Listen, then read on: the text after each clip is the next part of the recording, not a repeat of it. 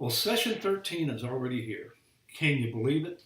We are nearing the end of our study of compensation, and these last few sessions will hopefully bring it all together. Pay levels and pay structures, as I've said ad nauseum, provide the base upon which we build. Build a house on a shaky foundation and it won't last long, and it won't provide good protection the short time that it does last. Design a house well and build it on a good foundation, and you can add on to it later as the need arises. So how do we build a good compensation foundation? We build with good input on the external and the internal competitive marketplace. We develop strong data from reliable sources. This session will focus on that data development and also on taking the end result and translating it into the pay grades and structures. I've worked a lot in this area, and one piece of advice I can give with confidence is that all organizations are different. It's another duh moment, isn't it? But that is to say that you can't really copy one structure from one company to another. The pay program and structures, to a certain extent, reflect the organization's value, culture, and competitive marketplace, and that's different for everybody. Copying your neighbor's family budget would be silly, and so is copying compensation structures and programs. You must create a base and subsequent pay program that fits the organization. Now that's an obvious conclusion, but it also means that the perfect pay solution also doesn't exist in the compensation marketplace. But we're not really after perfect. We're after something that works and supports the organization's strategy. In this session, we will explore how we gather data that requires consideration when developing structures.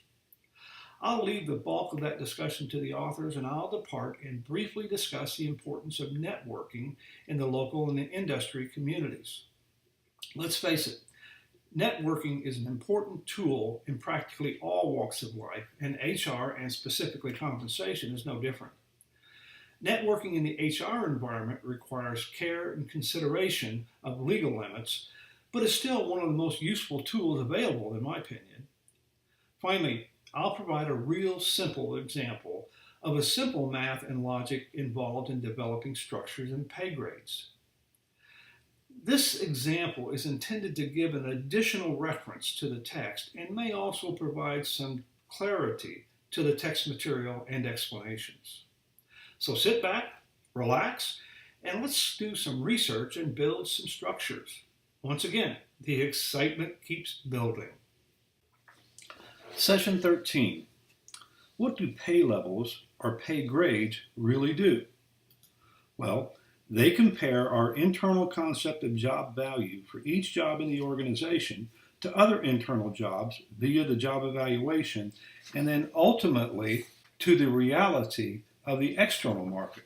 As stated in the text, these two components, internal alignment and external competitiveness, come together in the pay structure. We know where and how we did our job evaluation, but where do we obtain our external market data? This chapter covers two important topics: surveys and developing structures using the results of our surveys. Developing structures is obviously important because we've been building to that end for several sessions. However, once you build structures, it is merely a matter of keeping them current with the market and internal organizational changes. Once developed, they are visited periodically for adjustment. They form the base and as such change little over time. And the reason structures change, as I mentioned above, is due to internal changes and changes in the marketplace. Internal changes come sporadically and infrequently, but the market may change annually or even more frequently. Therefore, since the external market changes regularly, monitoring the external marketplace is very important in keeping up with the competition.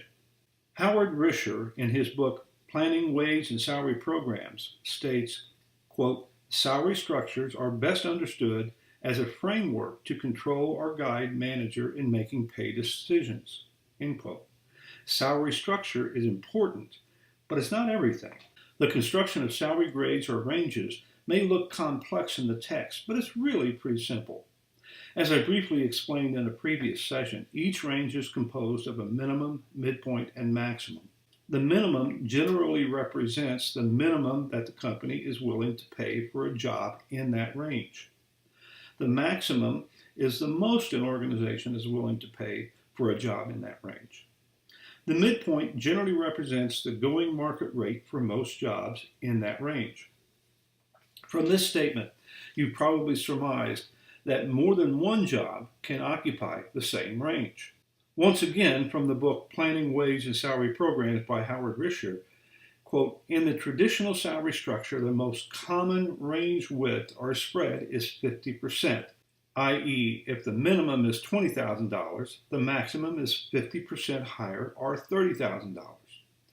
The range for executives and managers are as large as 70 to 80%, and ranges for lower level support jobs are sometimes as small as 30 or 40%. Ranges have been widened in the last decade or two, end quote. Our job evaluation process placed a value on each job within the company. Our market analysis told us the market rate for those jobs. Using this information, we can group jobs of similar value together and establish a grade. We know the midpoint from the market rate for those jobs, and thus we can also establish the minimum and the maximum. From there, we merely apply a percentage to the midpoint to determine the next higher or lower midpoint. This is called the progression between the midpoints. Following our example from the previous reference source, if the market rate for a job is $50,000, then that is the midpoint of the range. If the planned range spread or percentage difference from the minimum to the maximum is 50%, the minimum would be calculated by dividing the midpoint by 1.0 plus 1/2 the range spread percentage, or 0.25. In other words, $50,000 divided by 1.25 equals $40,000. The maximum is calculated by multiplying the minimum by 1.0 plus the spread percentage, or $40,000 times 1.5 equals $60,000. Therefore, for this range, the minimum is $40,000, the midpoint is $50,000, and the maximum is $60,000. To calculate the next grade, we must determine the progression between midpoints. Let's assume 8%. Multiply the midpoint we just established by 1.08 to determine the next highest midpoint. To calculate a lower midpoint, divide the established midpoint by 1.08. Our range would look like this, and you can see it here on the slide. Also, remember my advice previously.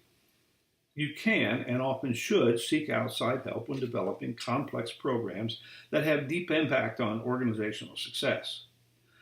Compensation plans and pay structures certainly fit that role. Also, you are presumably personally impacted by the structures you develop, since you are presumably employed by that organization, and it is often desirable to have outside objective assistance. I offer this brief and simple explanation of designing structures to give you another view of the text material, another view that may help you decipher some of the detail in the text. However, I'm going to let the text speak to the specifics and fundamentals of developing structures. I'm also going to focus a little differently on surveys and briefly cover another method of obtaining compensation data. Remember I said in a previous session that compensation information has always been somewhat secretive. The internet has changed much of that secrecy, and it is easier to obtain pay data as an individual or as an organization. But on a personal basis, it is still considered proprietary information. The secretiveness is not entirely due to the organization's evil intent to keep employees captive. Much of the confidentiality surrounding pay information is for your own protection. Organizations are legally and ethically responsible to protect your private information, and pay is a large part of that privacy. For that reason, surveys never request specific individual information, nor is such information released. Survey data is always expressed as an average or median rate paid for the job if it is a position with several incumbents, or a range midpoint if there is only one incumbent in that position. So if it's a secret, how do we find out what the rest of the compensation world is doing? Specifically, how do we find out what our local labor market competitors and our service market competitors are doing? You see, if we are located in Greensboro, North Carolina, and we are looking for forklift drivers, we don't really care what forklift drivers are paid in San Francisco. Conversely, if we're located in Greensboro, North Carolina, and we are looking for marketing managers, pay in San Francisco may be relevant. Comparative labor market data is both job specific and location specific. There are two methods that open those closed doors: networking and surveys. Surveys are covered very well in the text, but I see little mention of networking.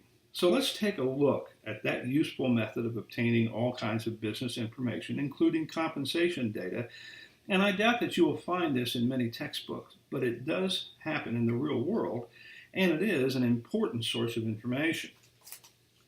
Friends share, and sometimes friends tell secrets. Now, you can't go crazy with this sharing because there are legal and ethical pitfalls as well, which are detailed in the text. Some years ago, the courts ruled that exchanging pay data violates antitrust laws. And if you exchanged exact data, there would be little doubt of a violation. However, HR professionals continued to contact counterparts in the industry and local community to discuss pay information in general. There is no doubt that sharing information related to compensation can be helpful to all organizations involved. This is particularly true locally. And I would argue that such sharing helps employees as well. It provides incentive for organizations to keep up with the Joneses, as the saying goes, and that labor market competition is good for employees. Let me give you an example. When I started working for Nestle, I found there were no HR groups in the Danville, Virginia area. I found that particularly distasteful in that I had no resources with which to compare information and understand the local community. And every community is different. I contacted several companies and HR professionals in the area and eventually started a local HR group that met monthly. We shared information about local issues, new and innovative programs, acted as HR advocates to the Chamber of Commerce and Economic Development Group, etc. We also shared information such as our projected annual increase percentage, average pay rates for scarce skilled positions, potential compensation problems, etc. We shared general business information as in any survey. This was useful information and helped us all develop and maintain our base pay and incentive programs. Now, some may argue that we engaged in price fixing as described in the text, but I would disagree. Our information was very general in nature and was shared after decisions were made by each organization. In other words, I shared what increased percentages we were implementing instead of engaging in group thought as to what increased percentage others may suggest. Networking also extends to regional and national areas. It even extends to some competitors within the industry, although that network is certainly more guarded. This activity was illustrated when I worked for RCA Corporation. At one time, I was the manager of compensation for RCA Consumer Electronics Division. We manufactured and sold RCA televisions. I developed and maintained our compensation systems and also monitored our position within the competitive regional and national labor markets. At that time in our history, there were several television manufacturers: Zenith, Westinghouse, Motorola, Magnavox, and many more. I had contacts in each of our competitors, and we from time to time shared information. We at RCA were considered leaders in compensation and conducted annual pay and benefit surveys and included our competitors so that all could determine the nature of the competitive labor market. To reiterate, data wasn't shared by company name. In addition to the survey, I could call upon my contacts and ask, for example, I have a new engineer position in one of our facilities. Do you have similar positions? And if so, what is the mean or median pay for such a position? Or I may ask, do you have any idea where I might obtain survey data for such a new position? Sometimes I got an answer and sometimes I didn't, but asking such questions was accepted. In short, building relationships and sharing information, even with competitors at times, is appropriate in the real world. However, it is not true across the board. At Nestle, I didn't share information with competitors. They didn't ask, and neither did I. The information just wasn't as important in that business. At Noel Group, I shared some with competitors, but not a great deal. Again, the information wasn't as important in that business. However, in all of those organizations, I consistently participated in national and regional wage and benefit surveys and routinely shared data with local organizations. Networking is a function of building relationships. From a local perspective, I would not share information with an organization with which I had no knowledge or relationship with someone in the company. It's like anything else in life. I'll loan you my lawnmower if I know you, but not if you just live on the same street and we've never spoken. I need to know you're not going to use my lawnmower inappropriately or loan it to everyone else in your family. Same with sharing compensation and other business information. I mentioned earlier that secrecy surrounding compensation has been diminished through the proliferation of online surveys published for the public. You can now go to the internet and find surveys that will tell you how much your job should be making in terms of pay and other amenities. Can you trust these surveys? Well, of course. You should believe everything you find on the internet, right? Obviously, some are suspect and some are legitimate. The trick is knowing which is which. I certainly wouldn't stake my job on the fact that I should be making more money according to an internet survey. Why the skepticism? The reliability and validity of survey data is based largely on job match. If I'm a human resource specialist and use online data to determine if I am being paid properly, I must first determine the job match. How close does the online job match the duties and responsibilities of my job? Secondly, I need to give some consideration as to the breadth of the survey data. Are there only 5 companies or pay sources included, or does the data include 5,000 sources? Is the data truly national, or does it include mostly input from the West Coast? It's the same question with which we started this discussion. My pay compared to what? Let's pick a job of human resource specialist. Let's pick a website to do some salary research and comparison. Let's take www.salary.com. Now, on this website, I enter the title of Human Resource Specialist in Greensboro, North Carolina, and I'm presented with a list of jobs and descriptions for each position. I see Employee Relations Specialist 1, Human Resource Specialist, Human Resource Generalist 1, Human Resource Generalist 2, and so on. If I compare these positions, I find a job description for each. If I choose Employee Relations Specialist 1, which requires 0 to 2 years of experience, the median salary is listed as $47,896. If I choose Human Resource Generalist 1, which requires 0 to 3 years of experience, the median salary is $50,279. That's really pretty close, and this site offers a lot of comparative information with their job description so we can match a job correctly, as opposed to this site, salary.careerbuilder.com. They don't even list human resource specialist. When I enter human resource assistant, I find an average salary of $47,600 and a little description of job duties. Is the human resource specialist position comparable to the human resource assistant's position? Much information is absent from this second source. So which source should I trust? Well, I'm not sure you can trust either source completely, but I would tend to put more credence in the salary.com source rather than CareerBuilder. To say that internet compensation data is fuzzy is a vast understatement. So if we believe we have a personal pay issue, the internet pay may provide some information and provide a reason for further research and even a reason for individual inquiry, but it doesn't provide a reason to quit your job in protest.